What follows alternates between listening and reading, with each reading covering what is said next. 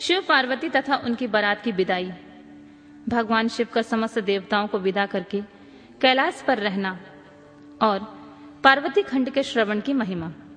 ब्रह्मा जी कहते हैं, नारद, ब्राह्मणी ने देवी पार्वती को पतिव्रत धर्म की शिक्षा देने के पश्चात मैना को बुलाकर कहा, महारानी जी, अब अपनी पुत्री की यात्रा कराइए, इसे विदा कीजिए। तब बहुत अच्छा कहकर वे प्रेम के वशीभूत हो गईं और धैर्य धारण करके उन्होंने काली को बुलाया और उसके वियोग के भय से व्याकुल होकर वे बेटी को बारंबार गले से लगाकर अत्यंत उच्च स्वर में रोने लगी। फिर पार्वती भी करुणाजनक बात कहती हुई जोर जोर से रो पड़ी। मैना और शिवा दोनों की विरह शोक से पीड़ित हो मूर्छित हो गईं। पार्वती के रोने से देव पत्नियां भी अपने सुधबुध खो बैठी। सारी स्त्रियां वहां रोने लगीं। वे सब के सब अचेत सी हो गईं। उस यात्रा के समय परम प्रभु साक्षात योगेश्वर शिव भी रो पड़े।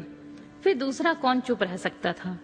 इसी समय अपने समस्त पुत्रों, मंत्रियों और उत्तम ब्राह्मणों के साथ हिमालय शीघ्र वहां पहुंचे और मोहवश अपनी बच्ची को हृदय से लगाकर रोने लगी। बेटी, तुम मुझे छोड़कर कहां जा रही हो?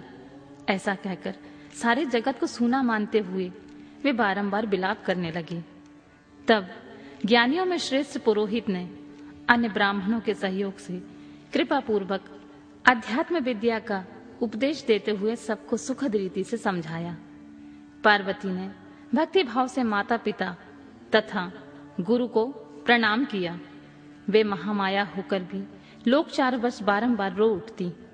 पार्वती के रोने से सारी स्त्रियां रोने लगती थीं।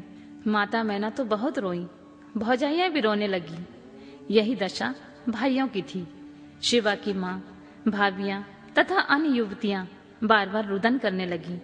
भाई और पिता का प्रेम और सौहार्द वश बिना रोए न रह सके।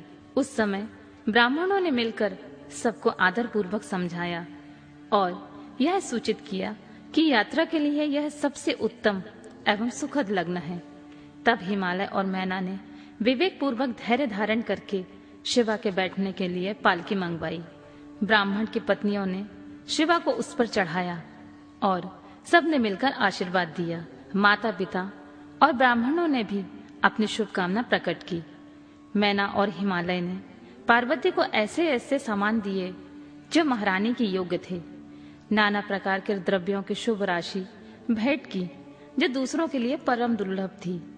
शिवा ने समस्त गुरुजनों और माता पिता को, पुरोहित और ब्राह्मणों को तथा भौजाइयां और दूसरी स्त्रियों को प्रणाम करके यात्रा प्रारंभ की। पुत्रों सहित बुद्धिमान हिमाचल भी स्नेह के वशीभूत होकर पीछे पीछे गए और उस स्थान पर पहुंचे जहां देवताओं सहित भगवान शिव प्रसन्नता पूर्वक प्रतीक्षा कर रहे थे। वहां सब लोग बड़े प्रेम और आनंद से परस्पर मिले। उन सब ने भगवान को प्रणाम किया और उनकी प्रशंसा करते हुए वे पुरी को लौट गए। तदनंतर कैलाश पहुंचकर भगवान शिव ने पार्वती से कहा, देवेश्वरी, तुम सदा से ही मेरी प्राण प्रिया हो। तुम्हें लीला पूर्वक इस बात की याद दिला रहा हूं कि तुम्हें पूर्व जन्म की बातों का स्मरण है। अतः मेरे और अपने नित्य संबंध का यदि तुम्हें स्मरण हो तो बताओ।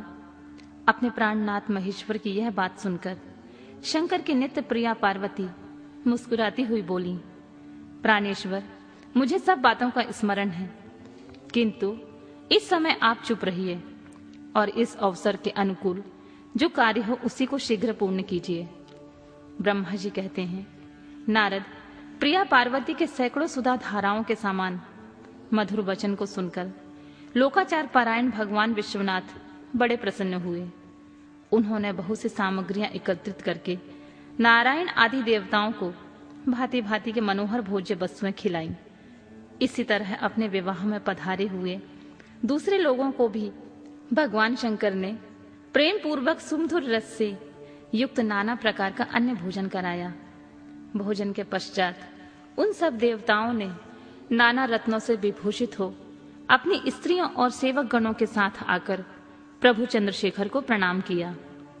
फिर प्रिय वचनों द्वारा प्रसन्नता पूर्वक उनकी स्तुति एवं परिक्रमा करके शिव विवाह की प्रशंसा करते हुए वे सब लोग अपने अपने धाम को चले गए। मुने, साक्षात भगवान शिव ने लोकाचार वश भगवान विष्णु को और मुझको भी प्रणाम किया।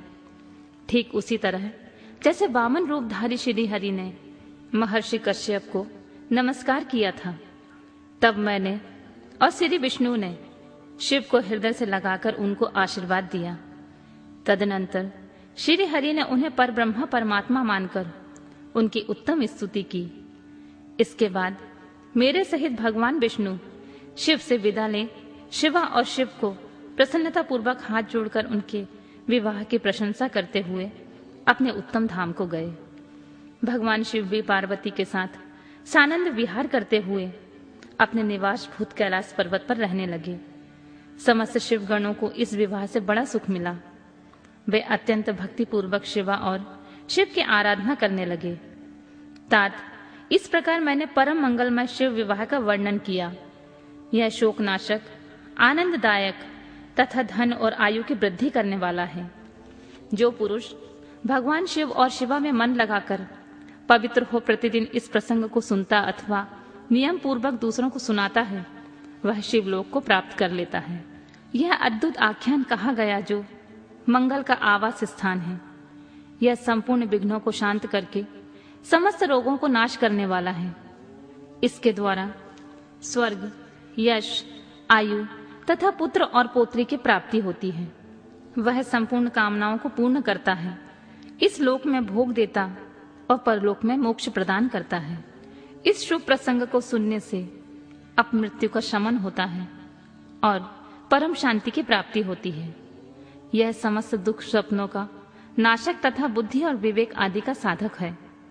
अपने शुभ इच्छा रखने वाले लोगों को शिव संबंधी सभी उत्सवों में प्रसन्नता के साथ प्रयत्न पूर्वक इसका पाठ करना चाहिए। यह भगवान शिव को संतोष प्रदान करने वाला है।